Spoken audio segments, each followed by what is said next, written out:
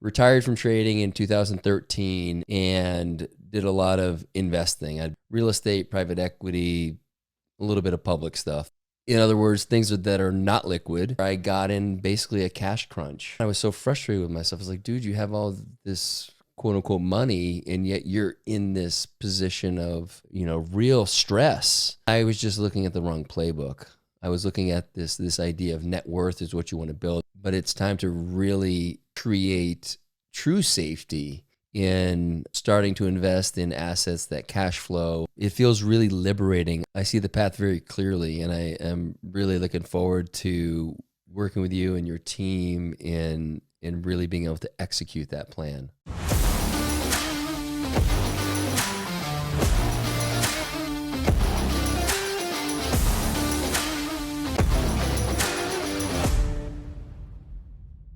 Well, hey, Cal, good to be here in your home studio recording for the Lifestyle Investor Podcast. This is fun. Hell yeah.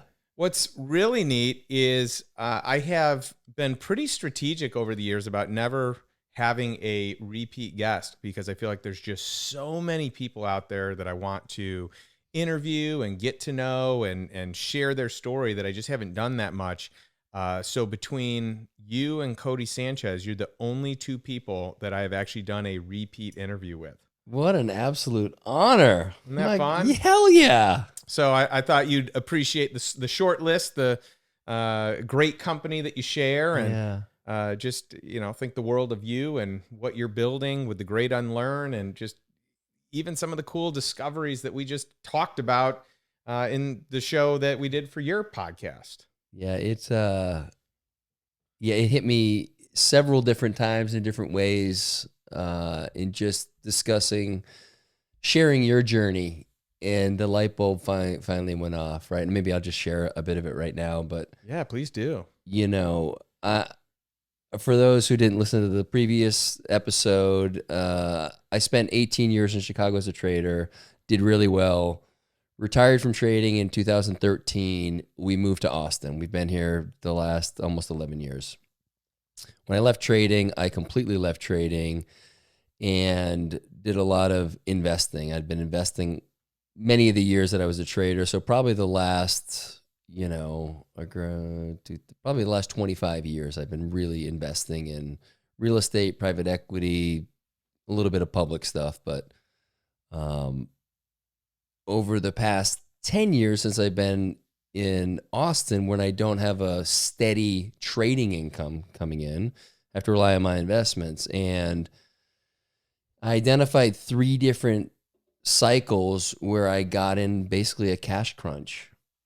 And the first time it happened, I was so frustrated with myself. I was like, dude, you have all this quote unquote money, and yet you're in this position of, real stress. It happened again, and I was like, dude, what are you like? Come on, get your shit together. And it's like, then I get my shit together, and because everything was great the last couple of years, and when things tightened up, I'm so heavily weighted in real estate and private equity. In other words, things that are not liquid, that I've really been at the mercy of the markets, and they haven't been very merciful lately. And so I've got in this other cycle that I'm starting to emerge from, and it occurred to me in your share that I was just looking at the wrong playbook. I was looking at this idea of net worth is what you want to build, and continue to grow that net worth, that number, and everything will be great. And I was completely discounting this idea of cash flow. And I'd had some investment advisors in the past who I didn't necessarily work with, but I had consulted with, and they had always brought up cash flow. And it just was so unsexy to me. I'm like, I'm a trader. I like to take risk. I want to get the 5X, the 10X. Like I'm okay losing money here and there. And it was like a bit of this unbridled trader kind of energy. And I just realized it's no longer serving me. And I've learned a lot in that space, but it's time to really create true safety in starting to invest in assets that cash flow and, when possible, like moving those assets from private equity over. We talked about on my podcast. I'm sure everyone here will listen to it, but just in case you don't, for sure, listen to it. It's awesome. Yeah. Again, I get so many private equity deals, and I'm getting way better ones today than I got 5 years ago. And I've understood intuitively that the most important thing I can say is no. And through our conversation, I realized that none of these investments are going to change my life in an appreciable way. Because I'm not going to be able to invest that much money into them because I just don't have the capital right now. And because of that, the return, no matter how great it is, the multiple of a small amount is not going to change my life. What is going to change my life is changing to a new strategy that is sustainable, that I'm not at the mercy of so many other variables than what I currently feel like. So, I mean, I'm still processing a lot of this from, just an hour ago, but it feels really liberating. I see the path very clearly, and I am really looking forward to working with you and your team in really being able to execute that plan. I love it. I mean, it's so exciting, and your story is amazing. Your story is one of great success. And your story is also one that I feel like most people kind of fall into.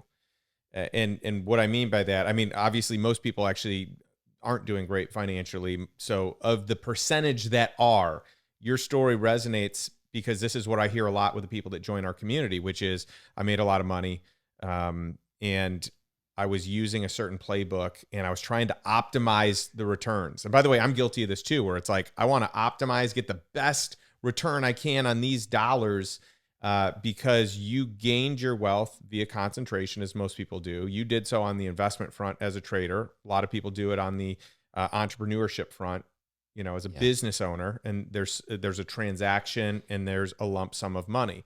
In your instance, it was just accumulated over time, but it's still a lump sum of money, right? And so either scenario, that's kind of what happens. And I think that for most people, that concentration is when you earn the money that way, it's almost like, okay, well, I need to keep doing that. But the wealthiest people don't. They turn to diversification. And instead of trying to optimize every dollar, they say, hey, this allocation, this percentage, I'm going to optimize. But this percentage, I don't have to optimize because it's actually a hedge.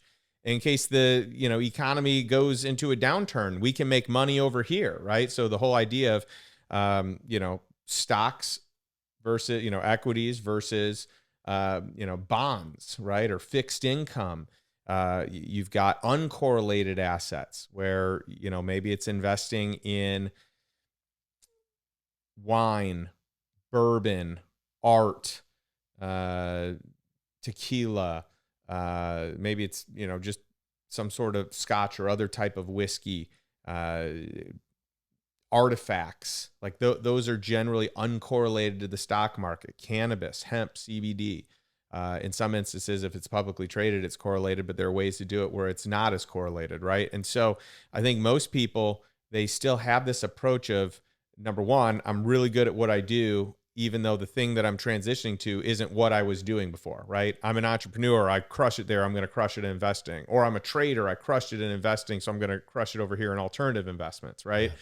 Yeah. And the skills aren't, they don't translate that cleanly, that easily, but also it's an approach. It's the wrong mindset for most, which is, let me put all my assets back in. It's we hear the story of Elon Musk doing this with his first company and then, kind of rolling it into the next and putting all his chips in. And for him, it worked out.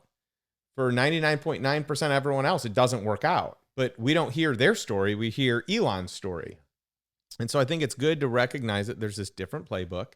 And that playbook, instead of trying to optimize every dollar, it's, hey, we're going to put 15 to 25% in public equities. And we're going to do this over a nice allocation, a large cross section, an index that covers, a large amount of stocks, right? And then on the private equity side, it's going to be 20 to 30%. And we're going to go in, smallest percentage on the riskiest thing, which would be seed round. And then, maybe it's 10% or 7% on venture. So you have maybe different rounds. So maybe it's not all seed, it's a little beyond that, right? And then you get some secondaries, you get into some private equity deals. And so, that whole portfolio is a percentage. You've got real estate, you've got private credit. So, that's the private side of the public, fixed income bonds and treasuries, right? But having both, I think, is important. Okay. And figuring out what that allocation is, because if you have the whole, portfolio, the whole pie chart that's broken down, now the money is working in harmony. The capital is working in different, sectors. So the blended performance over the long haul is going to perform better than being highly concentrated in any single asset class. It's a fascinating approach. It's a much different way of doing it, but you look at the wealthiest people in the world, this is how they do it. Yeah, no, it makes sense. I just, as you were sharing that, I became aware of this fear I have of having too much dry powder. If I have X amount just sitting there and it's not being taken advantage of. And now, as you had said earlier, sure, you can put it in, treasury or whatever and get five. You're actually getting something from it today. Right. So let's say, most in our lifetime. Again, let's say you're not getting anything that's not available. There's something about it for me where that's really challenging. And so that's what I'm going to be running up against, like, over the course of whatever this period of time is, as I start to gather resources again instead of writing checks. And so, like, how do you suggest, like, how do I work through that? Well, I love the question, and I love because the question's a high quality question, right? Tony Robbins always talks about, that you're always going to have questions, but the goal is to have higher quality questions, or you're always going to have problems. The goal is to have higher quality problems, right? And so to, like, upgrade your questions, upgrade your problems. And so, when I think about it, it's like that's a good quality question that was just asked there, that's going to produce an answer or result that's different than the questions that maybe you've asked before that have produced a different. Yeah. Why do I keep fucking this up? It's like, that's not getting me anywhere. But I do think it's a lot mindset. I think that people underestimate the impact that mindset has on everything, because there's still this desire to make sure that we're not missing out, we're not losing out, we're not missing out on a return, we're getting all the dollars to work. But if you think about it from short-term versus long-term, maybe the short term you lose money because you got money sitting in cash. And so someone focusing on that lens is like, oh, I can't sit in cash then, because I could be making 5% more on my money or 10% more on my money. But the person who then thinks long term and says, yeah, well, I'm only making 5% on my money today when I could be making 10 to 15. But the moment one of these killer deal comes around and I have the capital to do it, well, now all of a sudden I just made 20% on that deal, or 25 or 30%, and it totally negates the short season of sitting in the cash. And so I think we've got to allow ourselves, and by the way, I'm guilty of this too. So what you're talking about, I have lived this, and I will say that sometimes it still comes back and I still live it, right? And I got to, go back through the reps again, or check my investment criteria to figure out, like, when I was in a strong emotional place, what decisions did I make, right? And what do I need to therefore make today when emotionally I'm feeling swayed, versus I made something, a criteria based on facts when I wasn't in a highly emotional state. And I need to trust that over where I'm at today. But this is where we get into mindset, where we can say, hey, actually, it's okay to not be optimized on these dollars, because these dollars are not here to be optimized. Yes. Yeah. Right? these dollars, we're going to optimize these dollars, and we want to be good at it, but we're going to allocate differently, right? And so I just think it's figuring out what is reasonable and comfortable to you, and maybe it's a small percentage on the dollars that aren't optimized today. Well, as I was thinking about it, it's like, okay, well, how has it felt over the past, let's just look at the last 10 years to be trying to optimize all those dollars? It hasn't felt very good. There are periods it feels great, but right now it doesn't feel great. And there have been periods where it hadn't felt great. And so I only need to look at my own experience with that and like start to just shift, like, again, just looking at things through a different lens. And I've never had the 25-year view, and just to like have that be something that really resonates today, I think is the type of thing that can hold a much bigger vision for where I want to be in 25 years. And then I get to create shorter term goals that I orient towards. And that looks like shifting from private equity investment into cash flowing, low risk opportunities, which again, I don't even look at those things. You know, I have no deal flow there because it's just not something I've been calling in. So it's going to be interesting to see what that space looks like. Yeah, there's no doubt. And it's a different approach.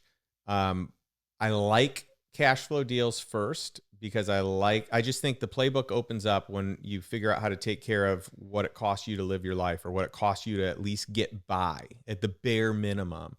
I think everything changes. The script, the game, it all shifts in a very positive direction. And so I like to really help people think about, how do we win that game first?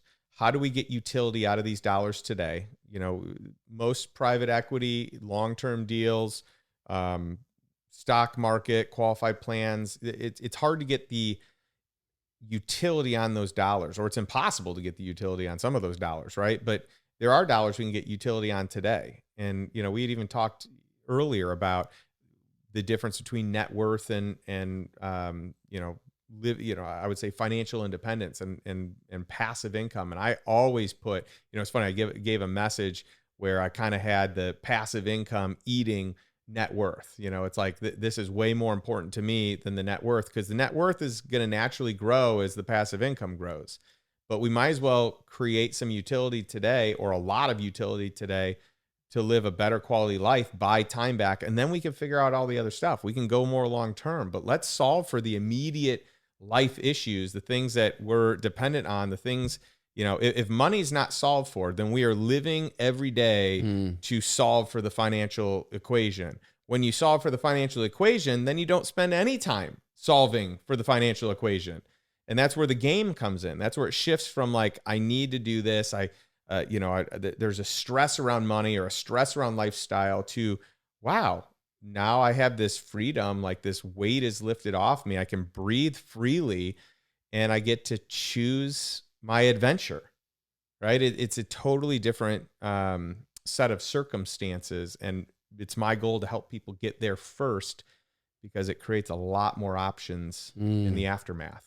Yeah, I do. I just reminded of a couple weeks ago, a buddy reached out and he had just invested in what is it? What are the stuff you put around your shrubs and stuff like that? Like mulch farm. Yeah. Okay. And I forget what he paid for it, but like he's getting 20 grand a month in passive income, and just relative to what he paid, it's like, holy shit, that's a great number.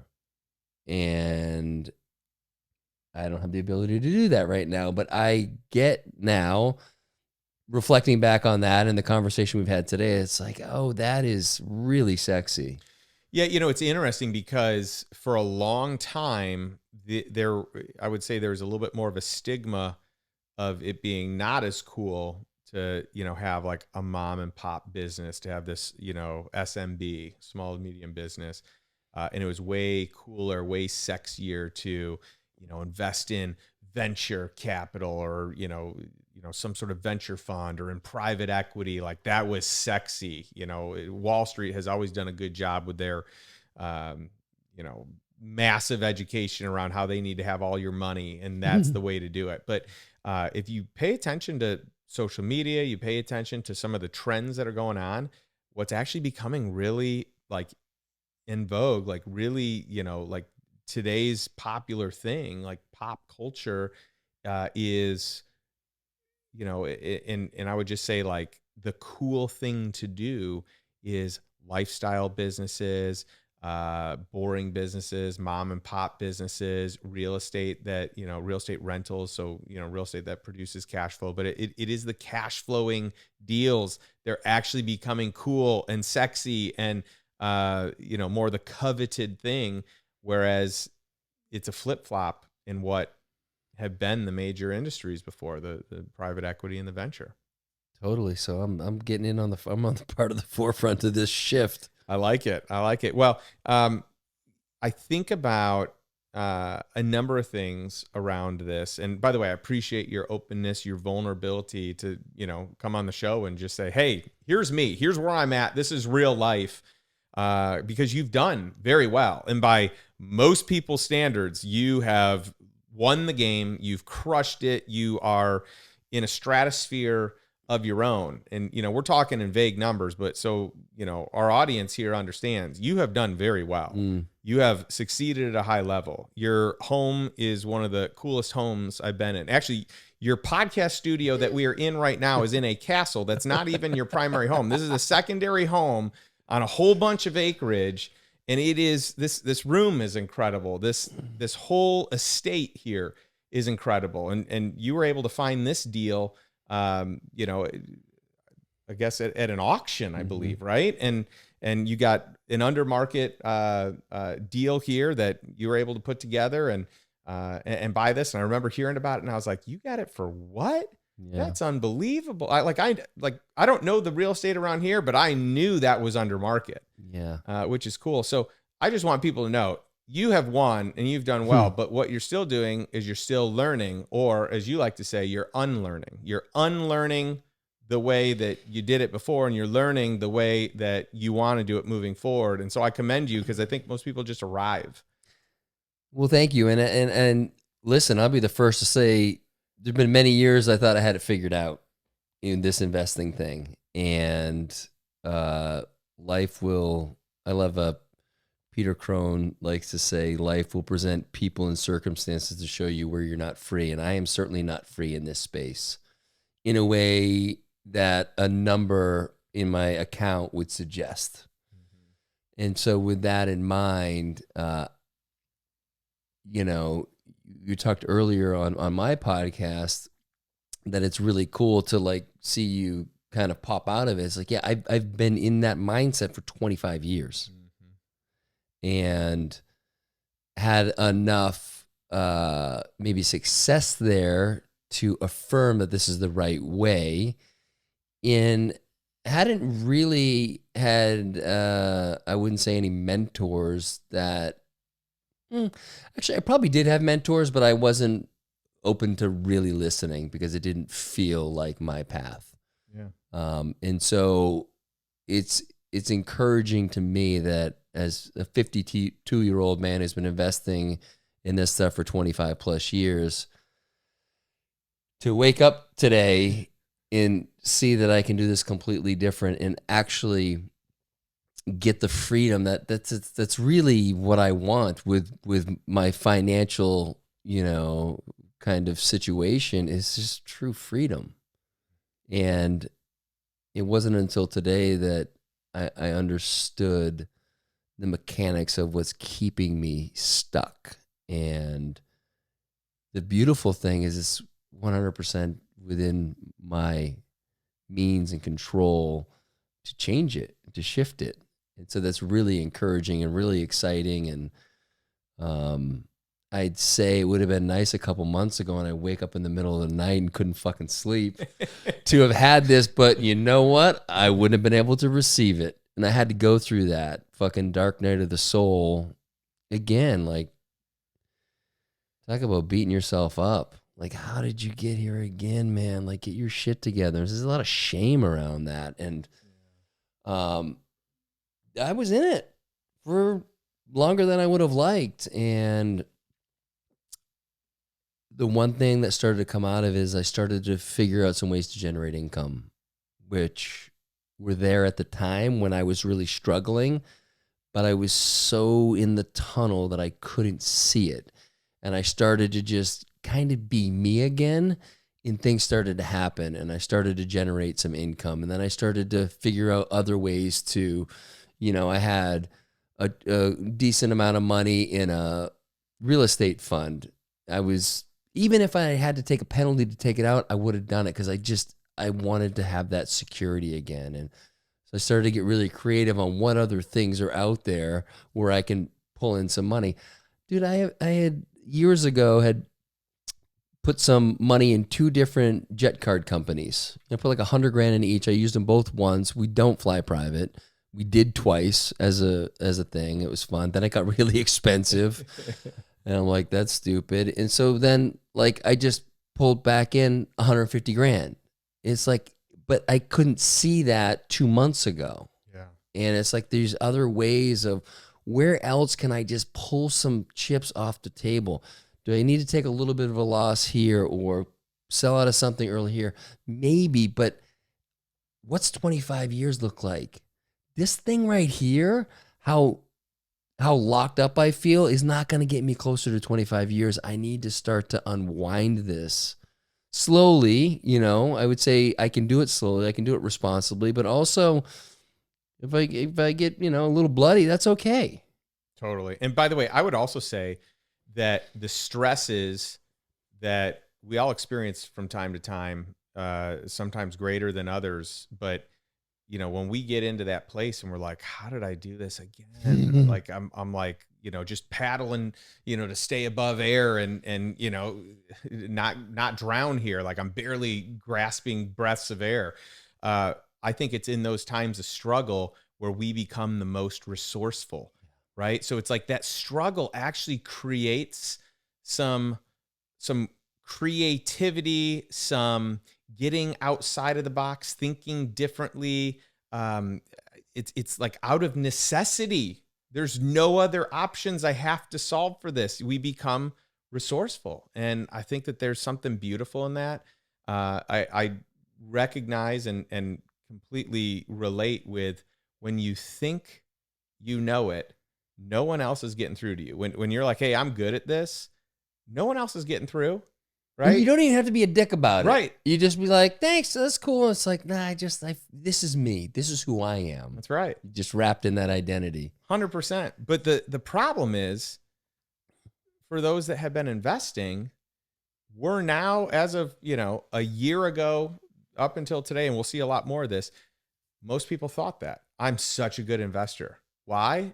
Because you could do no wrong the last 10 years, right? So that season gave people a false sense of confidence. Big time for right? me. Yes. And because of that, they know how they made money inside of one small microcosm of the economy, or microcosm of a sector of real estate or a sector of private equity, whatever. Like, it worked in that season, it worked in that moment, but that same deal wouldn't work today. That same deal wouldn't work 20 years ago. That same deal won't work 10 years from today. That same deal won't work, you said, 25 years, as you're thinking top down, where do you want to be in 25 years? And so it's like, we got to be careful that what we think we know is actually what we think it is. Like, did we really learn good habits? Did we really make good investments? Did we really make good decisions? Or were we rewarded based on luck, timing, circumstance, and that the whole causation debate? What was it like? Are you that good of an investor? And when I say you, I mean everyone. Like, am I that good of an investor? Or everyone listening here, everyone watching here, are you that good? Or the people or was it just the right place at the right time? in a season where it was hard to go wrong, but that season shifted. And today, a lot of those deals don't pencil, and a lot of those deals are going to literally fall apart. I mean, we're already seeing it. The last 6 months, we've seen a bunch of this. Like I'm in some funds that they literally target these real estate deals that are falling apart, or these private equity deals that are falling apart, and getting them for crazy low prices because they just have to be built out. Yeah. And that's again, a shifting of, for me, perspective on what are the ways to generate income and how to, still hard for me to unlock the net worth thing, but like really building something, building your kingdom, whatever you want to call it. And just to start to zoom out and pick, for me to pick my head up, and it feels really good to honestly just say, fucking no more private equity. I've looked at a lot of deals and my due diligence is okay. I rely a lot on gut, and I have some other friends who look at deals, and so they ask some different questions, so that's really helpful. But I felt like I've been completely hooked to that wagon, and there is definitely like an identity in that, and it's like I'm happy to start to kind of unlock that piece. Great. Shed it. Shed what doesn't work. Shed what's been moving you down one path that you don't want to be on, and pursue the path that you do. Like that to me is why I'm so excited to spend time with people like you who are willing to make the change, make the move. But to me, it's about buying your time back. It's about truly creating a life by design, not a life by default. It's not being on autopilot and being so busy. It's thing to thing to thing, not thinking, it's like life that is happening, right? Life that is, you're defaulting into this life by proxy versus a life by design, a life with intentionality, living truly. And by the way, you live really well. Like you've got a great lifestyle. I've seen you have a blast. Your 50th birthday party was one of the coolest parties I've been part of. You had like just, a classic band. Better than Ezra, right? Better than Ezra. That played for your 50th with fun wigs and just, it was a total blast. And you guys travel all over. You've got a really cool place in Coeur d'Alene where you guys will summer. So from a lifestyle standpoint, man, you live the life, and I love that. And I'm so excited for what it looks like when passive income is the fruit that you live that life by, right? It's like, a lot of people will have a big exit and they're like, I don't know what to do. I got a whole bunch of cash. And a lot of these people join our group. We have tons of people that have had 8-9 figure exits that join Lifestyle Investor Mastermind. And it's not exclusively that. We probably have 40% or so that have had a big exit, another 40% that, or have a business, an entrepreneur, and then 20% high income earning executive or professional, right? Yeah. Doctor, lawyer, C-suite, highly paid salesperson, you name it, right? So that's kind of the breakdown. But we see all the time people that they have all this money, but what ends up coming out is this scarcity around money. So it's the most money they've ever had, but they're like, oh my goodness, if I keep spending money, then my net worth is dwindling.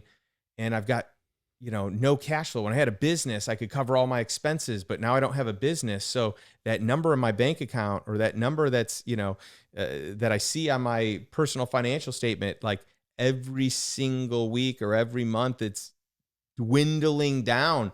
And so it's funny, they're the richest they've ever been, but they're literally the poorest mindset, or the scarcest around money that they've ever been. And so how do you help them shift with that?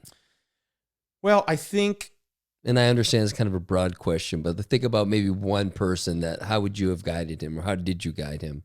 Well, I could think of one person in general, specifically, who he's like, I'm not going to change my lifestyle. Like, this is my lifestyle. So I recognize if I don't solve for this, I'm going to run out of money.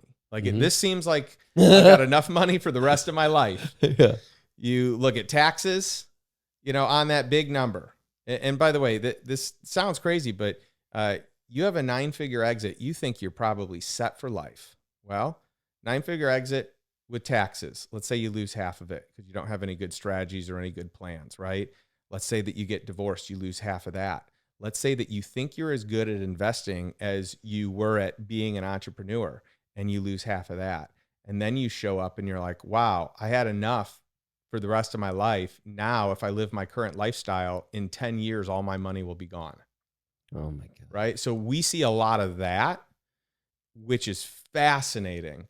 And so how do we help people cover their lifestyle with passive income? How can they first not focus on taking home run swings? How can we focus on singles and doubles that have plenty of protection on the downside? A deal goes bad, you're not losing everything. A deal goes bad, maybe you lose some, but you don't lose all, right? But as it performs well, it's also less risky. You've got some cash flow. Every single month you get cash flow, or every single quarter, that deal is de-risked. You're getting some money back versus it being locked up. My joke of early stage investing, seed round investing is like, 0%, interest free loan for an undetermined period of time and the highest risk asset, right? Yeah. Or asset class, right? And so it's the opposite of that. It's like getting dollars back with regularity, a cadence where you can live it on, but the deal's being de-risked all steps along the way. And you actually have an asset that's worth something that should everything go wrong, you can sell it. There's intrinsic value in that versus a company going to zero, right? And so we just help them figure out how they can invest in a way that in a worst case scenario, they don't lose everything and they don't even lose most of it. And in a best case scenario, they do really well. But what's likely going to happen is not the worst case, it's not the best case. I want to take both into consideration, but it probably happens somewhere in the middle. So how do we get that lifestyle income? Once they have that lifestyle income, it opens up the playbook, right? Now we can say, hey, all right, let's look long-term at some deals. Let's look at long-term getting a 3, 4, 5, 6x, maybe even a 10x, right? I mean, maybe it's greater than that, but those are home run swings, right? I would rather start with the sure thing, get the cash flow where it needs to be, and then pivot from there, diversify even more from there. Bro, my expenses are out of control. Well, there's always, and by the way, some people say, hey, let's decrease expenses. That's a lot harder than what I always say is, how do I buy assets to equal those expenses, right? Yeah. And so those are the two games you play. You're either decreasing expenses or you're increasing, revenue or income coming in. We could look at this on a business standpoint. You're an entrepreneur. You have, revenues, you have costs, you have your net profit. We can even dwindle it down even further, to covering debt service and what's left over and yada, yada, free cash flow, all that. But the same thing is true on a personal side of things, right? What does it cost to live? What are your, expenses that equal that cost? So what do you need to earn? Where are you at right now? What's that delta? We can either decrease those expenses or we can increase the income coming in, or both at the same time. And the playbook could be as simple as, hey, let's just get, some of these expenses covered, every month or every quarter or every year, depending on the cadence, depending on the cash flow, depending on the capital to put to work. But I think most people want it. They think that, like, it's overwhelming. What do you spend in a year? Well, that's a lot. It's a lot more than what do you spend in a month. Yeah. So it's like, let's focus on that month because that's a bite-sized piece. And then instead of saying, hey, how do we do it in one fell swoop? Most people aren't going to do it in one fell swoop.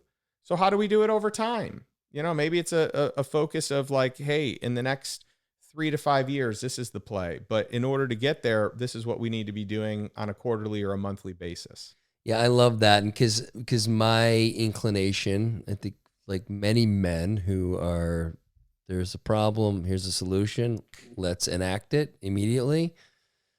it is to be patient with it. And like I said before, it's not that you don't maybe get beat up on a few things. Like, be willing to, that was, one of the things as a trader, I felt like separated the good traders from the great traders. The great traders could have a bet on they loved, absolutely loved, and they just had to get out. They had to puke it for a loss. They still loved all the fundamentals, but it was hindering them from, everything was stagnant at that point, and they weren't able to trade. And so fortunately, that was one thing I did, one of the many things I learned as a trader was I was able to put the ego aside and puke when I needed to puke. And, I've already experienced a little bit of that recently with just trying to move some things around, and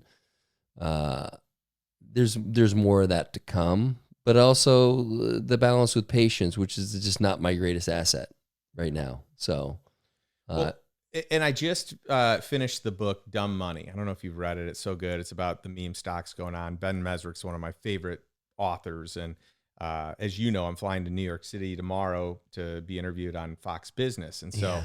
The movie that I want to watch is Dumb Money. They turned it into a movie. Oh, really? Before I ever watch the movie, I always read the book. So I download the movie. I'm ready to go. I'm going to watch it tomorrow. And I finished the book literally last night. So it's good? It's a fantastic book. I mean, all of Ben Mesrick's books are fantastic. I mean, he did, Bringing Down the House, 21, right? Yep. The Social Network, like all the, I mean, he's, Accidental Billionaires is an incredible book. I mean, I could go on and on and on. Like, him and Michael Lewis are my two favorites. I read every book that they've ever written. They're just so good.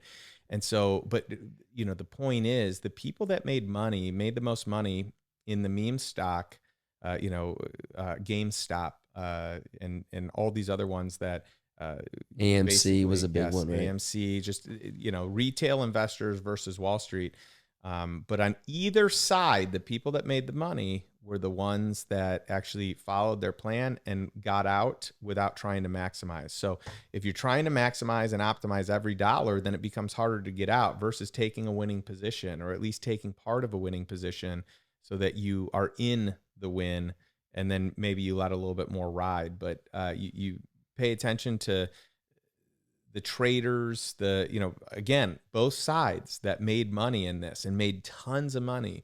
They're the ones that said, hey, we just need to, we need to clock this gain right now. We might miss out on more, but let's just take a winner while it's a winner. Yeah, similar to as a trader in the trading pit. Sometimes you're able to buy something at such a ridiculous price or sell something so high, and you have a lot of it. So what do? You just hit, if you sold it really high, you just come in and you buy it back at whatever the market is. So you're going to cross the bid offer. You're going to pay up for it, but you're locking in a huge winner. You don't do it for all of them necessarily. You let some other ones ride maybe, or you have a position that's going so far your way. You just sell 20% of it. Like, let's lock this thing in. Conversely, you got one that's going against you. You sell some of it out. I hope that's a bad trade, because that means my 80% that's left is good. That's right. So it's this whole mentality of having a plan, which I love. And I'm curious, I've got two questions. One, do you remember if they mentioned a guy named Andrew Left in the book? No, they did not. He is a advocate short seller. Okay. Who took down, what was the big pharmaceutical company in Canada like 6-7 years ago that was up into the 300s, and he showed that they were basically a fraud and took them down. So that's where he made his name. His company is formerly Citron Research, and maybe they did mention him. Citron he got run over. Okay. He got death threats and everything because he shorted AMC. He's like, yeah, he was in it. Yeah. He's like, what are we talking about here? And so it was pretty ugly for him. He no longer does it. I think just for the whole energy of it just felt really bad. But He's been sued. He's never lost. And his whole thing is he and his team do research. And then when they find some shit going on, they short it and then they share their research. So they take their position and they share, like, this is why we shorted it. And the market either agrees or doesn't agree. And so they get sued, obviously, by a lot of these companies. Shit, I wish. Oh, Valiant. Valiant, I think was the name of the company. Anyway, that was one question. So yeah, I might have to read that book. Oh, it's good. It's worth it. Let's say I have one of these private equity investments that is going to have an exit a year from now. What's the simplest way to protect myself from a huge tax gain? And now, first question is, if I invested 2 years ago and I've held it for 3 years, am I taxed at long-term capital gains, or is there some other funky thing that they try to get me on? Yeah, so as long as it's been invested for over a year, it should be long-term capital gains. Okay. And there's a lot of strategies. So, if someone is an entrepreneur, they're probably going to have a lot more options than if they have a W-2 job, like a formal, job. Then it opens the playbook for more options. Also, if someone is purely an investor by IRS standards, they live in this world of passive income. So even something like that would be passive, right? You're not actively doing that. Then there's just even more resources available. But a lot of this can be done via depreciation on assets, maybe real estate, so you can offset some of those gains. You can do this on some film. There's plenty of IRS, there's tax code that the film one seemed like it was more versus short term, right? Or well, income? There's all different types of things, right? Okay. So there are tax credits. I mean, Georgia has some really good ones, California. So it just depends. But I think the bottom line is there are resources out there. There's allocations out there. There's also, paying your kids. There's also, the Augusta rule where you can rent out your home for 14 days based on market rate that you're not taxed on. I mean, the list goes on and on. So it's like a whole bunch of small things added up ends up being something pretty big. But there are strategies out there to do it. But the time to start researching them is now, right? Most people have the transaction and then they're like, oh, what do I do? Yeah. And then they don't have enough time to do anything, or they just, pay the tax.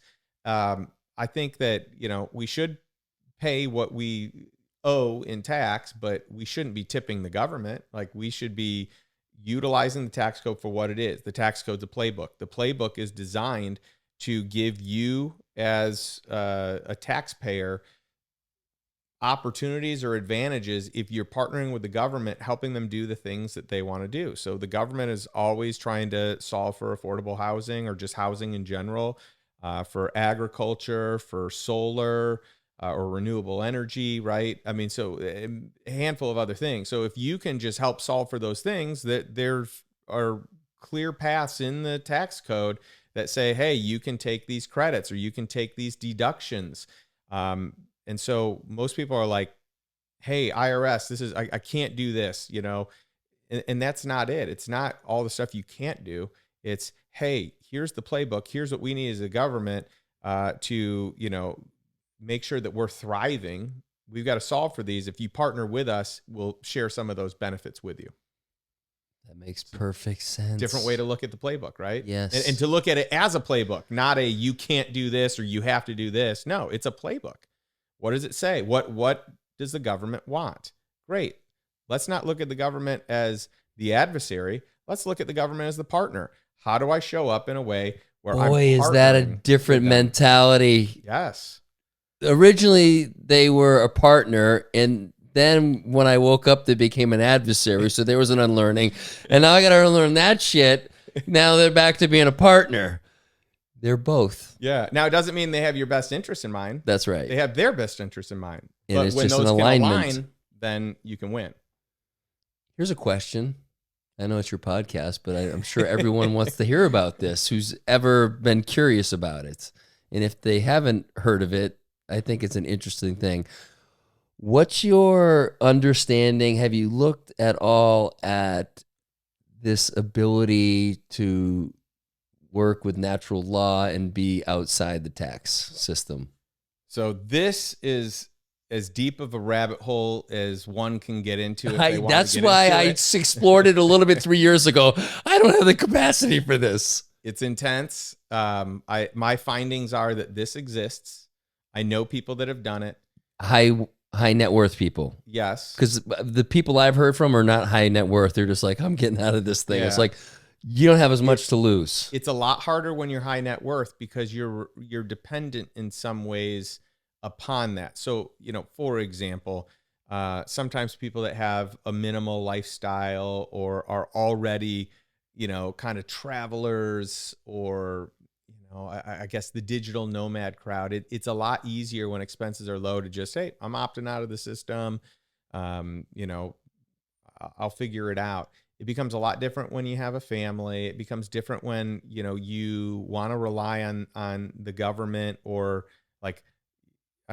if you're buying real estate and you want to use agency debt, that's the government's arm, right? There's a benefit for being in the system in that you can get non-recourse loans that are 30 years in term with really low interest rates, or even the banking system. Maybe you're not doing it through agency financing, you're doing it through, local banks or regional or national banks.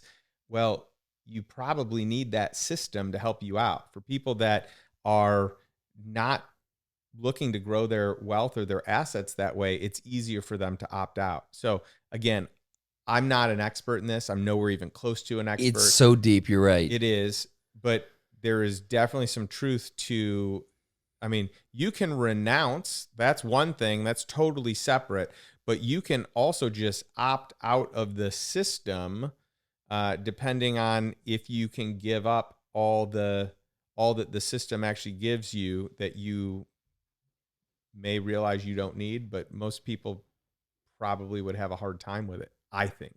Okay. Yeah. So I'd say the jury to a certain degree is still out, but for most people, I don't know that it's reasonable or as feasible from just can it be done? I think it can, but does that actually hamstring some of your freedom? Yeah. I think it might. Yeah. But it depends on your lifestyle. It depends what you're comfortable with. It depends, what you want to use in the system.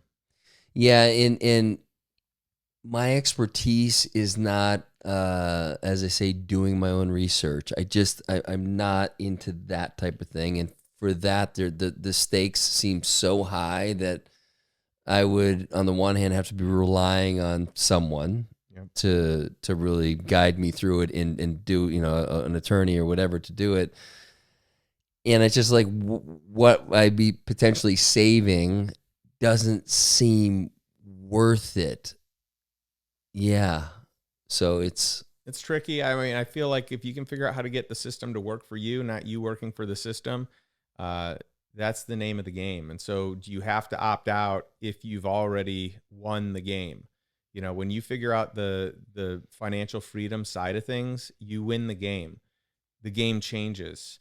You may not want to opt out of this system that has created such freedom for you. And you can also be a resource to others to find that, to help them, to coach them, to mentor them. You're also giving back in a good way. It could be, charitable giving, but it's also like investing in things that the government needs. This is good for people. This is good for agriculture. It's good for renewable energy. It's good for housing, right? So there's ways that you're offering a lot of value also. So win the game buys a lot of financial freedom, but in the process of doing that, I think our responsibility grows for the impact that we can and should have on the world. Did you put any resources towards the what is it, qualified opportunity zones? Yeah, so I think that in kind of where we are today, we're kind of getting close to the end of that being what I would say early on, I think there's just a lot more benefits than there are today. We're kind of at the end of that story. Yep. Now, if it gets extended out, which, there's talk about that happening, could it become more viable again? Sure. Did I look at a lot of stuff early on? Sure. Did I get invested in some things that, let me put it this way. A lot of people lost or are going to lose a lot of money doing this strategy by investing in deals that are not good deals, but it was the tail wagging the tax dog of like, well, I get to save money. Yeah. So the only time I ever invested in opportunity zones is if I would have invested in the deal straight up regardless. Yeah. And then, oh yeah, by the way, it's in an opportunity zone. Yep. And that for me has been how I've done every one of them. And so I've said no to most of them, and I've gotten into just a small handful of them. But the ones that I got into, it was so good even without it. Yeah. It was like, wow, that just amplified it. It was like, a deal on steroids because the opportunity zone also existed. Yeah. And I the reason I ask is we were obviously talking about working with the government, and that was a great program that they put together. And my guys in Chicago, who I do a lot of real estate investing with, have had a couple funds, and back in 18 and 19, I put some money in, and they had the same thesis as you. We're only looking at things that are great deals, period. Yep. And that we would underwrite and approve, and then, we get the benefits on top of that. So, and getting back into it back then, I mean, that's good. That's much better timing than getting into it today. I think it sunsets in 2026 on some of it. So, I mean, it was weird. It's like there's a window, right? Is it 7 to 10 years? In 10 years, you get the most benefit. After 7, you can. That's right. There's 2 different, kind of flagpoles, if you will, with different markers of benefits. At a certain point in time, you will pay the taxes on the money that was deferred, right? You just aren't going to pay taxes on the gain of what was beyond that. So, it was nice as a deferral play. And it's nice as a tax-free growth play on the additional dollars if the deal was good enough to do it. Yeah. And so, I think for the right deals at the right time, it was fantastic. And hopefully this is extended. And we'll see how that looks. I mean, they're right now talking about extending the bonus depreciation again, which has been shortened. I don't know what that is. So basically, you can accelerate the depreciation on real estate, or even buying a 6,000 pound vehicle or a jet or whatever, where you can take the full depreciation that would be over a longer schedule in year 1. So a lot of people use that to offset taxes. And it was 100% bonus depreciation, then it dropped to 80%, and then 60%, and then 40% in the coming years, right? It's kind of dropped down. So I think this is, what is this? Is this, I'm trying to even remember. I think we're in a 60% year now, right? It was 80% last year, or maybe last year was the last 100% year, and then this year's 80%. I think it's 60%. But regardless, they're talking about extending it out back to 100%, and then, what ends up happening is you will be able to go back and accelerate maybe whatever you weren't able to do at 100%. So it's not like you miss out on a year. Okay. You're kind of, you kind of get to walk it back. But that's only if it passed. I mean, we're not the full way to that, going through, each of the houses, if you will. Yeah. Yeah. It's all fascinating stuff. This is why I love talking about it. I love, having a community where we can geek out on tax strategy and wealth creation, and doing so at a really high level, right? World-class educators and experts and instructors, and finding people that you can play the game of business and life and wealth creation at a much higher level than, you are at now or have done in the past. And so it's just a blast. So love talking about this stuff. We could talk about it all day. Love having you on the show. Thanks for joining us again. And this has been cool. Where can people learn more about you, Cal? Instagram, cal.callahan is, I've been putting some stuff out there lately. And then my website is thegreatunlearn.com. And then the podcast is The Great Unlearn. It's on all platforms. Love it.